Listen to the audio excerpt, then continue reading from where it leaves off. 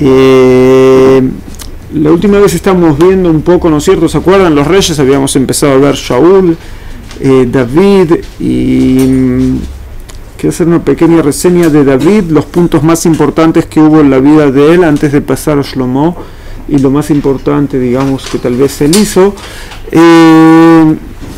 De David lo que tal vez se puede empezar a ver es de la persona que quiere ser un líder, de cómo tiene que tomar responsabilidades y cómo a veces se arriesga, que es lo que hizo David en un principio. Y lo que es más interesante, que cuando David comenzó su camino, él no se arriesgó porque quería llegar a un puesto, porque quería ser el líder, sino se arriesgó para salvar al pueblo de Israel cuando era el caso de Goliat.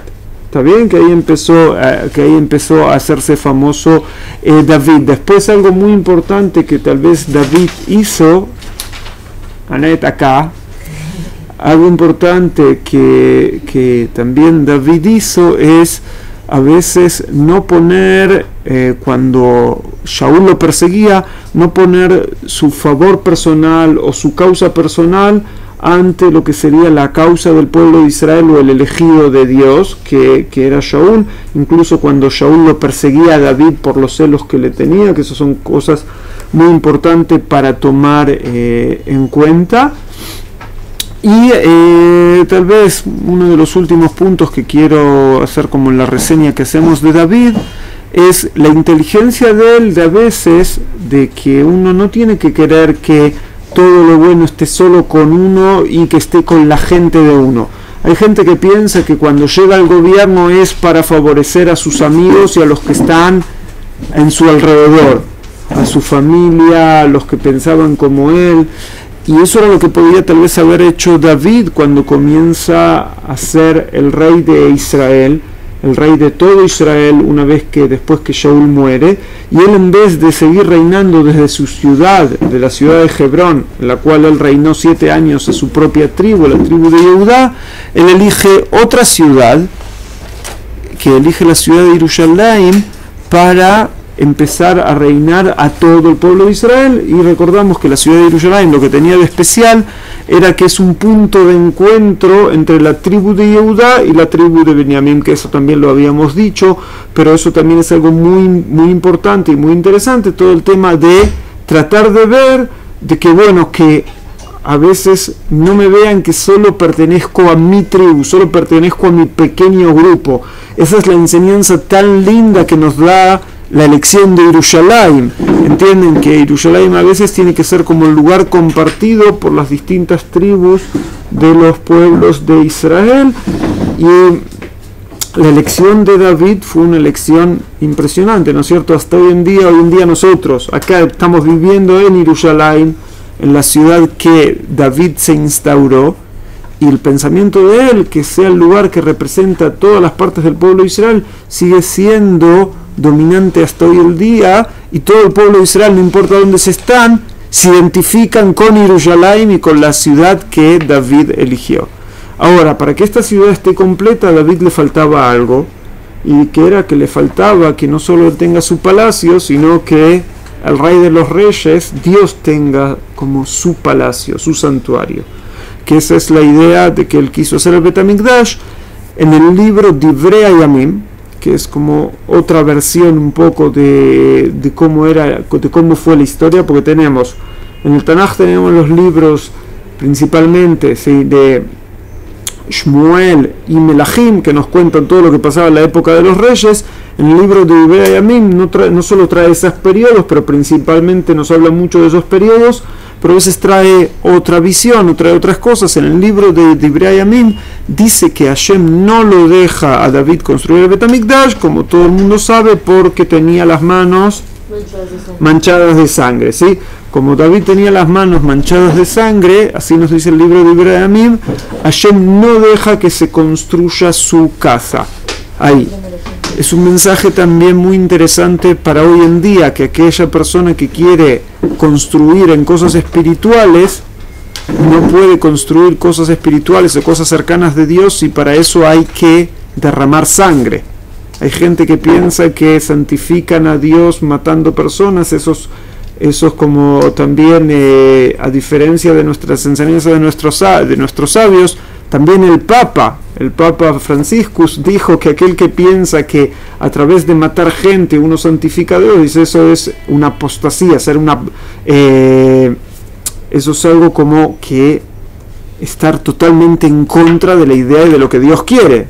Sí, eso es que para acercarnos a Dios tenemos que querer buscar la paz. Y el Bet HaMikdash, el santuario, no puede querer ser construido a través de guerra o que se derrame sangre. Porque si el primer Bet HaMikdash Dios no dejó construir a alguien porque derramó sangre, podemos decir Kal Vajomer, mucho más, que Dios no va a querer que su templo y su casa sea construida o que se santifique su nombre a través de que se derrama sangre y que se maten personas. Entonces eso es como que el gran sueño de David queda truncado, ¿entienden? De hacer la gran casa de Dios. Y me parece que hay un mensaje muy fuerte que me hace acordar a Moshe, ¿no es cierto? ¿Cuál era el gran sueño final de Moshe? Entrar a Israel. Él lo sacó de Egipto, ¿no es cierto? Lo sacó de la esclavitud, 1. Les entrega la Torah, el contenido espiritual, 2. ¿Y qué era lo que le faltaba para que todo esté perfecto? Introducirlos a la tierra de Israel. Y a veces la Torah nos da un mensaje que los sabios lo interpretaron y lo escribieron en Pirkei Avot, que se llama Lo aleja amelajá likmor, que tú no tienes que terminar el trabajo. O sea que a veces no es uno solo que puede hacer todo en la vida, ¿entienden? Si David hubiera construido el templo, también hubiera sido demasiado. El mismo que le otorga como de regalo esa idea, la idea de Jerusalén, que es el lugar que une al pueblo de Israel, y que nosotros hoy vivimos 3000 años después del rey David y todavía sigue siendo relevante para el pueblo de Israel, la ciudad de Jerusalén. Suficiente con ese regalo que David le da al pueblo de Israel, y él mismo no tenía también que ser el que construye en esa misma Jerusalén el templo y la casa de Dios. ¿Entienden? Como que el mensaje es, a veces hay gente que hace grandes cosas, pero nunca uno solo puede pretender hacer todo. Podemos ver en la contraposición, ¿no es cierto? Los líderes que piensan que ellos pueden hacer todo y que ellos tienen que estar para siempre porque solo ellos pueden. Y el mensaje que nos da el Tanaj es lo contrario. Y a veces no es que uno tiene que terminar todo, y David no va a poder terminar todo. Es más, cuando David ya es anciano y ve que, y ya sabe que el rey Shlomo lo va a cambiar en el puesto del rey, como que David le da todo tipo de mesimot, misiones a Shlomo, cosas que él no hizo en su vida para que Shlomo las culmine. Que a veces los padres que quieren ver en sus hijos las cosas que ellos querían hacer y no llegaron a hacer, ¿no es cierto? A veces el sueño de los padres es tratar que los hijos hagan lo que ellos mismos no hicieron. Lo mismo sucedía con David y Shlomo, cosas que él no termina de hacer. Eso está bien. A veces sí, a veces no. A veces muchos padres ponen demasiada presión en sus hijos y los hijos tienen que ser la continuidad de la vida y de la mano de los padres, y no es así. Los hijos tienen que recibir las enseñanzas de los padres, pero cada hijo también tiene que tomar sus propias decisiones y su propio camino en la vida, ¿entiendes? Y a veces que Shlomo continúe a David con que no pudo hacer el Bet HaMikdash estaba muy bien, pero también David le pasó a Shlomo cuenta de todo tipo de venganzas que él quería hacer con todo tipo de personas, que se las pasa a Shlomo para que él las haga, ese tipo de venganzas o todo tipo de cerrar cuentas. Sí, que a veces eso tal vez habría que dejar que un nuevo rey haga con sus nuevas cuentas o su nuevo camino. Sí, que eso podemos llegar a ver. Entonces así llegamos a Shlomo. ¿Está bien? Y algo muy importante, hay gente que por error piensan tal vez de que Shlomo es premio al tal vez a lo que podía llegar a haber sido un error de David, con toda la historia de David y Bathsheba, porque la mamá de Shlomo era Bathsheba, pero el hijo que nació de David y Bathsheba, de su primer encuentro, murió, y no es Shlomo. ¿Entienden? Cuando David la ve a Bathsheba, que tal vez estaba bañando en los techos de Jerusalén, ¿sí? y después él está con ella, de esa relación no va a tener ningún premio David. Después, más adelante, cuando ya la cuestión se puede formalizar, entonces ahí después va a salir el rey Shlomo. También por otro lado, acuérdense, todos los héroes del Tanaj, todos pecan, todos se equivocan, no hay nadie que es perfecto. Sí, que ese es otro mensaje también muy fuerte que se nos da, que podemos aprender de las personas también si no eran perfectas, y saber vivir con eso, de que nadie es perfecto. Y hoy en día hay algo, por ejemplo, que si a veces si una persona hizo algo malo, ya queda marcado para toda su vida. No sé si es bueno o es malo. Está bien que si alguien hizo algo malo, que pague por algo malo que hizo. La pregunta es si no hay chubá, si uno no puede a veces arrepentirse también de algo malo que hizo, o si ya queda hoy filmado en el Facebook, tagueado para toda su vida de lo que hizo, o en la búsqueda de Google. ¿Entienden? Búsqueda en Google, pero por ejemplo, esta semana nombraron a alguien, pero hace 8 años él dijo esto. ¿Entienden? Como que buscan los archivos y exactamente de que alguien... Sí, es alguien que tiene que ver con la política. Pero bueno, eso es otro tema que no vamos a entrar. ¿Está bien? Entonces, bueno, tenemos Shlomo, empieza su camino, y una de las cosas que él quiere hacer verdaderamente es construir el Bet HaMikdash, aparte de que Shlomo amplió muchos pactos que había con otros reyes alrededor. Él hacía todo tipo de pactos casándose con las hijas de los reyes de alrededor de Israel. La más famosa de sus esposas fue Bat Paró. O sea, si es Bat Paró, es la hija de ¿dónde? Sí, de lo que sería del emperador de Egipto. Y él hace todo tipo de pactos, se casa con todo tipo de mujeres y también construye el Bet HaMikdash. Ahora, quiero ir, el Bet HaMikdash, por ser que a lo largo de la historia del pueblo de Israel fue tan relevante, quiero ir al discurso que dice el rey Shlomo en el libro Melahim Aleph, en el capítulo 7, y quiero decirle algunas cosas de las que él va a decir. Disculpen, capítulo 8. En el capítulo 8, y él hace todo un discurso, ¿no es cierto?, cuando hace la inauguración, y él empieza a decir así. Dios dijo que él iba a estar en el Arafel. Arafel es a través de un lugar que tiene tinieblas, un lugar que no está muy claro, que no se lo ve, porque el hombre no puede ver a Dios cara a cara. Y también vemos que Dios en ningún momento pide a Moshe o pide a algún líder del pueblo de Israel que les haga un palacio, ¿sí? Es más, cuando en la Torá habla a Moshe que tenían que hacer un santuario, que era el Mishkan, ¿no es cierto?, el santuario móvil, ahí dice Beazuli Mishkan Beshachanti Betoham, dice que me hagan un santuario y yo voy a estar dentro de ellos, ¿sí? No dice Betojo, dentro de él, sino dentro de ellos. O sea que Dios quiere, lo que importa es que esté dentro de las personas. Eso es lo que pedía estar Dios, no quería el palacio. Entonces Shlomo dice, bueno, por un lado Dios quería estar como un poco oculto, ¿no?, que sea la gran casa, y dice, pero yo le hice una casa, un lugar en el cual Dios puede estar para siempre.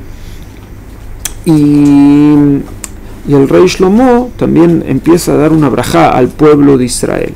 Y en la brajá que dice el rey Shlomo dice así: Baruch Hashem Elohe Israel asher diber befi et David avi ubeyado milo lemor מן היום אשר הוצאתי את עמי את ישראל ממצרים לא בחרתי בעיר מכל שבטי ישראל לבנות בית להיות שמי שם ואבחר בדוד להיות על עם ישראל.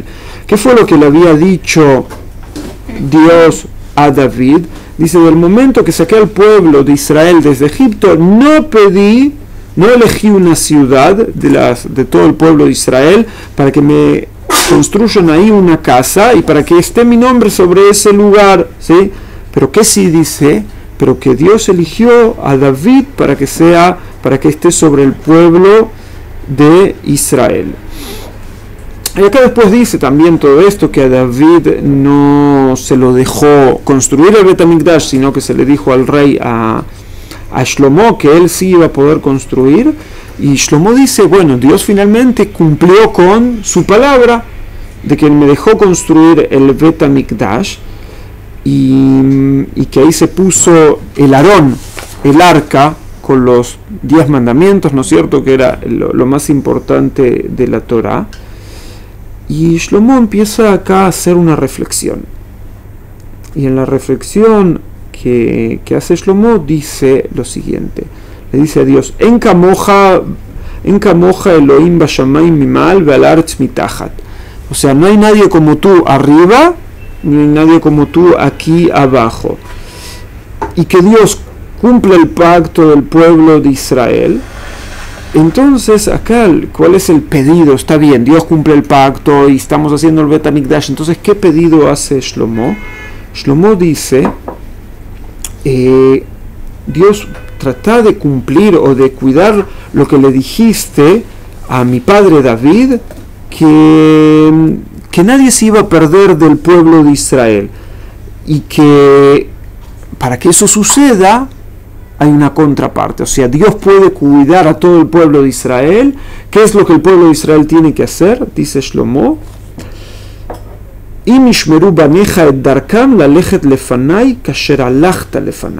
o sea, Dios dice que la promesa que le hizo a David fue que del pueblo de Israel se iba a cuidar a toda la gente si ellos iban a cuidar el camino por el cual ellos tenían que ir. ¿Quién dijo algo muy parecido antes de morir en su despedida? Que lo estudiamos. Yoshua. Lo vimos acá en una de las clases, no sé si se acuerdan, en la gran despedida, que también, de otras palabras, Moshe también habló de eso. O sea, la despedida vemos de muchos grandes líderes, o lo que ellos hablan, los grandes líderes también delante de Dios. Vimos en Moshe, vimos en Yoshua, ahora vemos que Shlomo está recordando que esta es la promesa que hizo Dios a David, es que yo los voy a cuidar al pueblo de Israel si ellos van y me cuidan mi camino. Entonces, ¿qué es lo que cuida al pueblo de Israel? No un edificio, no un lugar físico, sino un comportamiento. Lo que es muy interesante es la relación que hace Shlomo, que en la inauguración del Bet HaMikdash, él recuerda también eso. ¿Entienden? Que en la inauguración del Bet HaMikdash se recuerde que lo que puede salvar al pueblo de Israel es su comportamiento y no este edificio. Pero que no hagan idolatría también. ¿Qué? Para que no hagan idolatría también. Para que no se convierta una idolatría en el templo, que el lugar físico nos salva. ¿Entienden? Cuando la gente siente un tipo de desesperación, que necesitan algo, quieren ir a un lugar, que un lugar los salve. Pero el mensaje que nos están dando es que el lugar no es el que te salva, ¿sí? O lo que puede salvar al pueblo de Israel, sino lo que puede salvar al pueblo de Israel es el comportamiento que ellos tengan. Si no, pasa a ser paganismo. ¿Entienden? Que las piedras tienen un poder mágico. ¿Entienden? Si las piedras del Bet HaMikdash no salvan, entonces las piedras tienen un nivel mágico. Y bueno, y después cuando esto se destruye, el profeta Irmiau pone mucho énfasis que esto se destruye en base a lo que sucedió y no porque el edificio es culpable o tal vez es libre de culpa. ¿Está bien? Entre otras cosas, después dice Shlomo cosas que van a ser parte de nuestras tfilot, de las tfilot de Rosh Hashanah y de Yom Kippur, y dice así: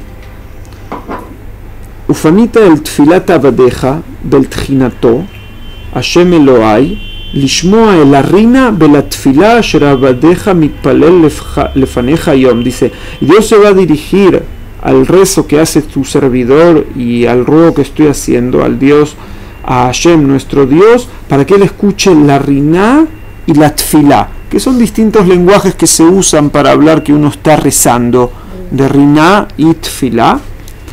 Y después también Shlomo dice que Dios tenga sus ojos abiertos sobre esta casa, tanto de la noche como del día, y que Dios escuche, digamos, la tfilá que va a salir de esta casa. Entonces se puede decir que esta casa, el Bet HaMikdash que estaba Shlomo construyendo, tenía como finalidad que sea el lugar central de ¿qué? De rezos, de la tfilá. Como que sea el lugar central de los pedidos a Dios. Ahora nosotros también sabemos que para que Dios escuche nuestros pedidos y nuestros rezos, ya sabemos tal vez qué comportamiento tenemos que tener. Ahora, Shlomo también sabe que, y lo dice también acá, que nadie es perfecto. ¿Sí? Nadie es perfecto. ¿Qué? ¿Lo escribe? No, es un discurso, está diciendo. Lo escribe en el libro de Coelet. Por eso lo escribe. Después en el libro de Coelet vamos a encontrar esto escrito que dice en Tzadik Ba'aretz asher yaseta tov velo yechetá, que no hay un justo que haga solo el bien, que no peque, ¿sí? En Tzadik Ba'aretz asher yaseta tov velo yechetá, o sea, no hay un justo en la tierra que solo haga el bien y que no peque, que no se equivoque. Habla más fuerte. ¿Cómo es la traducción de Coelet en español? Coelet, Eclesiastes, que significa el que reúne, ¿sí? El que reúne, el que junta a la gente. Eso significa Coelet. Y en hebreo congregación se dice Kal.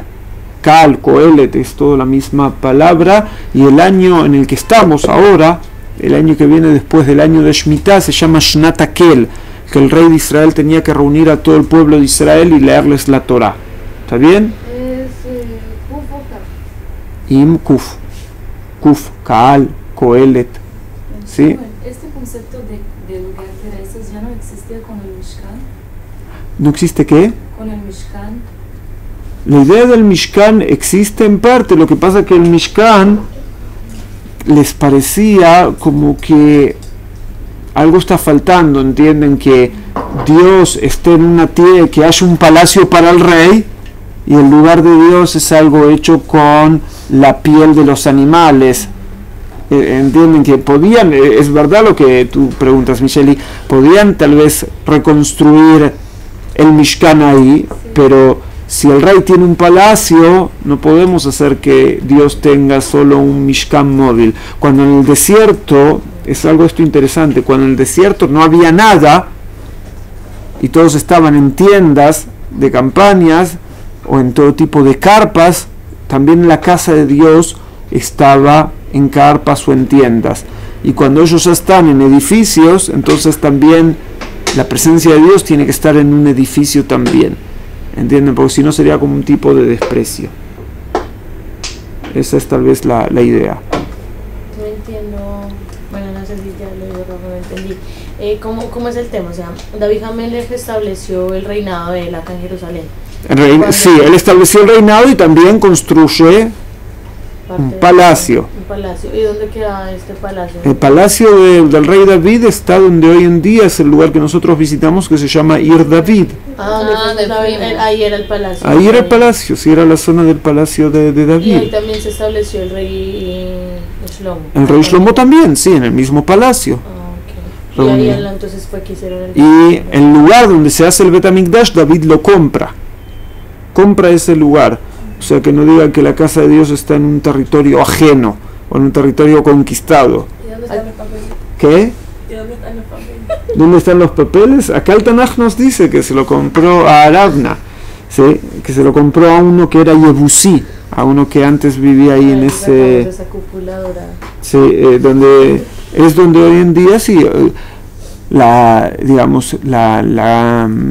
que es el domo de la roca, que es donde está la cúpula dorada, está hecho sobre el lugar donde estaba el Bet HaMikdash, que bueno, ya habían tradiciones históricas y ahí también habían hecho iglesias antes de que esté el cupo el domo de la roca, y antes estaba el Bet HaMikdash, ¿entiendes? Como que sabían que era un lugar, todas las religiones monoteístas, ese lugar también lo vieron con una santidad muy especial. ¿Está bien? Tengo una pregunta. Sí. ¿Y cuando se reconstruye el Bet HaMikdash, serán las mismas, van a ser los mismos sacrificios o serán modificadas las halajot? ¿Cuándo? Cuando venga Cuando sea el tercer Bet HaMikdash, Rambam Maimónides dice de que todo esto, lo del Mesías, nadie va a saber cómo va a ser exactamente hasta que no sea.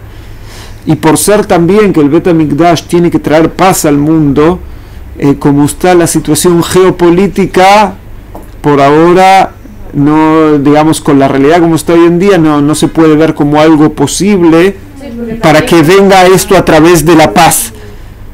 Sabemos la cantidad de judíos que fueron acuchillados hace 2 meses aquí en Israel por una mentira que empezaron a decir que se quería hacer que los árabes no puedan llegar a la mezquita, o que se quería dejarlos pero se iba a sacar algunos de sus derechos, y era todo basado en una mentira, y vimos lo que pasó. Entonces, si algo va a ser real, imagínense, es una guerra mundial, y el objetivo del Bet HaMikdash es traer paz al mundo, no guerras.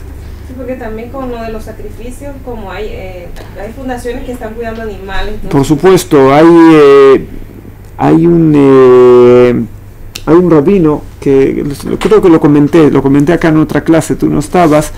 El Rab Baruch Efrati dijo a la gente que hoy en día quiere subir a donde estaba el Bet HaMikdash, el monte del templo, dice: suben ahí en vano porque no van a ganar nada, no van a lograr que se reconstruya el Bet HaMikdash. Dice, digamos que no habría ningún problema con los musulmanes y con los árabes, digamos que en teoría no hay ningún problema con ellos. Dicen, imaginemos que se construye el Bet HaMikdash, dice, después de 2 semanas deja de funcionar. Dijo así, ¿por qué? Después de 2 semanas, por problemas internos dentro del pueblo de Israel. Dice, por un lado van a venir los vegetarianos y y todos los veganos, que van a decir manifestaciones en contra de eso. Claro, ahí tengo un problema. Al ser rabino y ser vegano tengo un problema ahí. ¿Para qué lado estoy, no? Yo estoy para lo que dice el Rav Kook, que el Rav Kook dice que él dice que en el futuro, en la época mesiánica, en cierto momento se va a llegar a cierto nivel que no se van a comer más animales. Así explicó el Rav Kook. Yo estoy en el nivel ahí, yo aspiro a lo que el Rav Kook dice. Pero se van a hacer sacrificios. Que no, dice en cierto momento que ya no, que ya se va a llegar a un nivel más elevado. Y de acuerdo al Rambam, de acuerdo a Maimónides, que la Torá nos pide hacer sacrificios, era solo para alejar los sacrificios que se hacían en nombre del paganismo. La gente en cierto momento, la única manera así explica Maimónides, Rambam, si no pregúntenle al Rav Natan, que les va a explicar. Maimónides dice que la Torá permite hacer sacrificios de animales porque era la única manera que la gente sabía de servir a lo que ellos creían como que era divino. Entonces, si a la gente se iba a decir sirvan a Dios pero no a través de sacrificios, era algo como que, no, yo no sé agradecer de otra manera. O sea que el Rambam dice que era una manera de alejar el paganismo y hacer una acción que lo hacía en nombre del paganismo, que lo haga en nombre de Dios. O sea, de acuerdo al Rambam, Maimónides, no hay ningún ideal en hacer sacrificios, sino que lo ideal es que sirvan a Dios y que agradezcan a Dios. Como sabían hacerlo solo de esa manera, por eso la Torá permite los sacrificios. Esa es la explicación que da Maimónides de por qué la Torá habla de sacrificios. ¿Está bien? Y el Rav Kook habla que cuando el hombre llegue a un nivel más elevado en la época mesiánica, va a dejar de comer carne como era al principio de la creación, cuando a Adán no se le permitió comer carne, solo cuando bajó de nivel en la época de Noach se le permite comer carne. ¿Está bien? Entonces estábamos que el Rab Baruch Efrati dice, si construyen el templo, en 2 semanas deja de funcionar. Los vegetarianos y los veganos dicen, no, ¿cómo van a hacer sacrificios? Las feministas, ¿cómo va a haber un Cohen Gadol y no una Cohenet Agdolá? ¿Cómo va a ser un hombre el que es el máximo y no puede ser una mujer? Por otro, qué hacemos? ¿No traemos? Esperá, un segundo. Dice, por otro lado, le puedes escribir un email al Rab Baruch Efrati a ver qué te contesta. Dice, por otro lado, van a venir también los humanistas y van a decir, ¿cómo va a ser solo un templo judío? Hay que hacer también una iglesia y hay que hacer también otra mezquita. Ahí, ¿no es cierto? Tiene que haber igualdad para todos los pueblos. Entonces el Rab Baruch Efrati dice, la idea del Bet HaMikdash no es algo que 10.000 personas, 20 personas o 100.000 personas tienen que querer, sino es algo que todo el pueblo de Israel tiene que aspirar a eso. Y si el Bet HaMikdash, si estas serían las consecuencias hipotéticas, si se construiría el Bet HaMikdash, eso entonces no sirve que se construya de esa manera, explicó el Rab Baruch Efrati. O sea, que para llegar al Bet HaMikdash también tienen que haber condiciones dentro del pueblo de Israel. Y aparte de que tiene que traer paz al mundo y no guerras. ¿Está bien? Entonces, bueno, hay que acordarse también un poco el objetivo principal del templo que construía Shlomo, y no solo de querer buscar un lugar físico, sino el objetivo que se quería llegar. Y quiero seguir un poco con lo que decía Shlomo, y Shlomo dice y continúa, dice lo siguiente: Beshamata el Tchinat Abadeja, escucha a Dios el ruego de tu servidor, Beamcha Israel asher itpalelu el hamakom hazeh, y de tu pueblo Israel que van a rezar a este lugar, Beata tishma el hamakom shibteja el hashamayim beshamata besalachta, y tú escucha desde tu lugar, desde el cielo, y escucha nuestros rezos, nuestros pedidos y perdónanos. Es muy interesante que él está hablando que construyen el Bet HaMikdash, que el pueblo de Israel reza hacia el Bet HaMikdash, pero Dios ¿dónde está? En el cielo. O sea, no tratemos de encerrarlo a Dios en ¿qué? En un lugar físico. ¿Entienden? Como que nuestros rezos se concentran desde este lugar y hacia dónde tienen que subir, hasta el cielo. Y esta es de acá comienza lo que todo judío del mundo hace hoy en día. ¿Hacia dónde rezamos? Cuando uno está fuera de Israel, reza hacia Israel. Cuando uno está dentro de Israel, reza a Yerushalayim. Si uno está en Yerushalayim, reza hacia donde estaba el templo, no hacia el Kotel, hacia donde estaba el Bet HaMikdash. ¿Qué es lo que dice Shlomo? Es muy lindo, porque Shlomo dice, fíjense, que dice que el pueblo de Israel rezan hacia el hamakom hazeh, ¿sí? Rezan a este lugar, pero que Dios escucha desde su lugar donde Él está, su trono, desde el cielo. O sea que todos los rezos del pueblo de Israel se concentran en el Bet HaMikdash y ahí suben. ¿Entienden? Como que todas las fuerzas del pueblo de Israel, algunos rezan desde el norte, otros desde el sur. Yo, por ejemplo, cuando estoy en mi casa, tengo que rezar hacia el norte, porque estoy en el sur de donde estaba el Bet HaMikdash. ¿Está bien? Yo rezo hacia el norte, pero cuando ustedes acá estamos en Majonora, tal vez acá hay que rezar hacia el este. Y si alguien está en la Universidad Hebrea de Jerusalén, en Aratzofim, reza hacia el sur. ¿Entienden? Y si alguien está en Arazitim, reza hacia el oeste. ¿Entienden? Porque ahí todas nuestras fuerzas se concentran ahí. ¿Y quién es el que establece esto y lo dice? El rey Shlomo. Porque antes de que el rey Shlomo establezca esto, no se rezaba hacia Yerushalayim y el Bet HaMikdash, que todavía no existía. Y entonces acá empieza con esto. Después Shlomo dice algo muy interesante. Dice acá también en el discurso: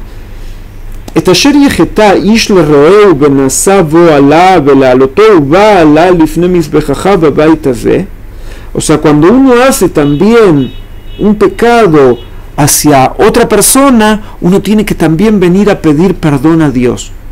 Nosotros conocemos de Yom Kippur, que los pecados entre el hombre y su prójimo, Yom Kippur no lo perdona. Pero Shlomo sí nos está explicando que también por nuestras acciones malas de un hombre al prójimo también hay que venir a pedir perdón a este lugar.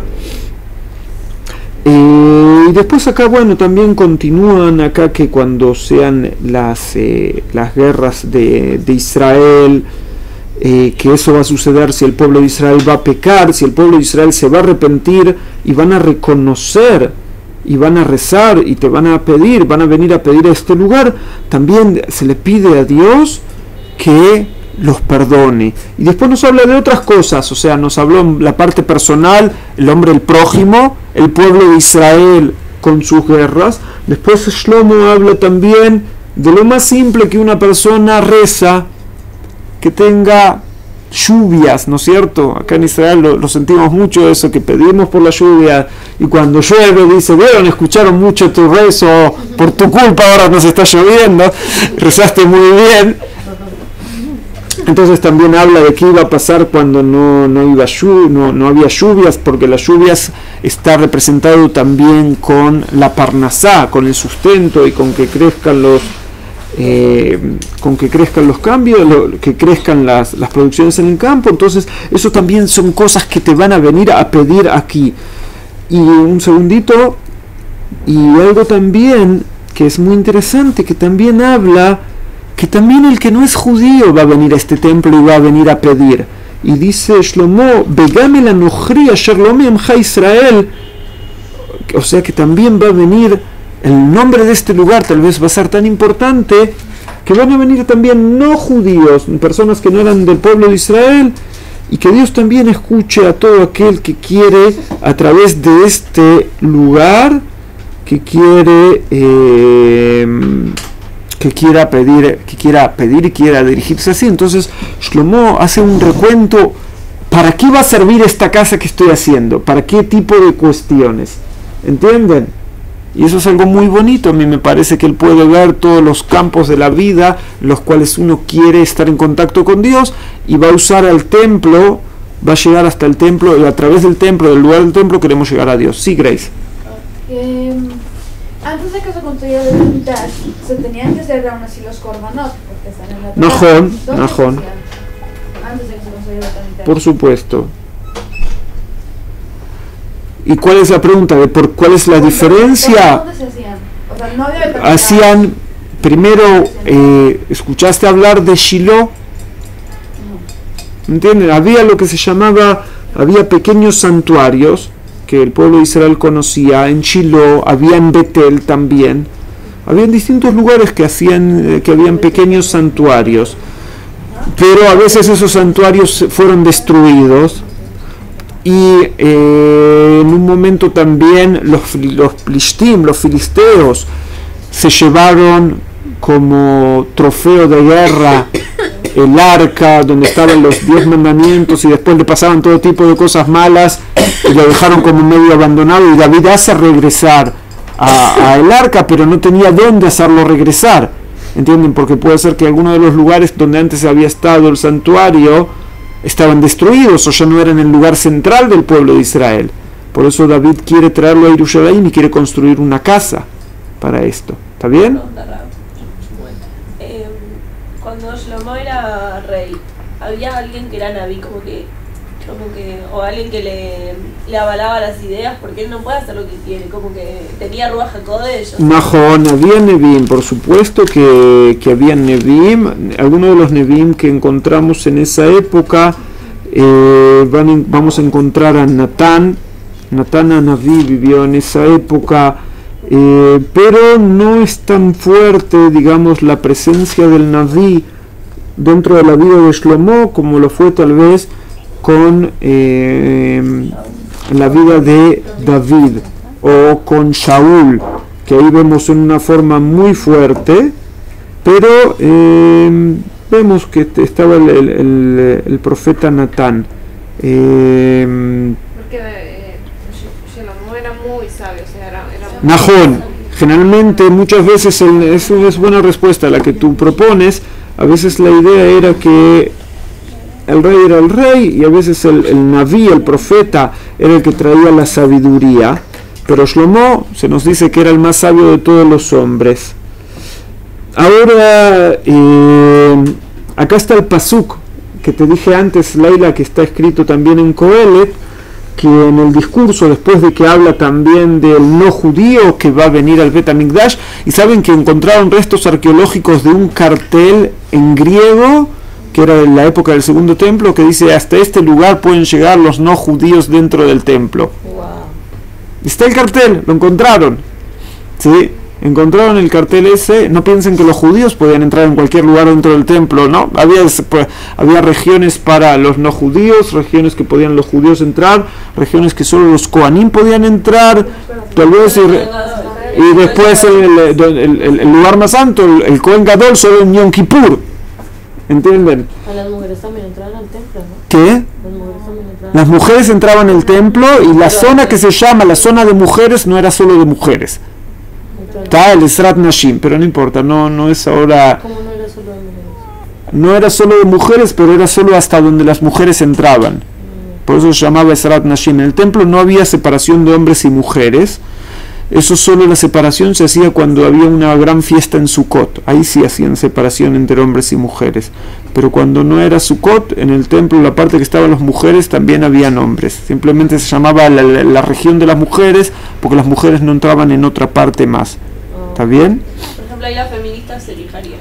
Ahí entrarían por la fuerza.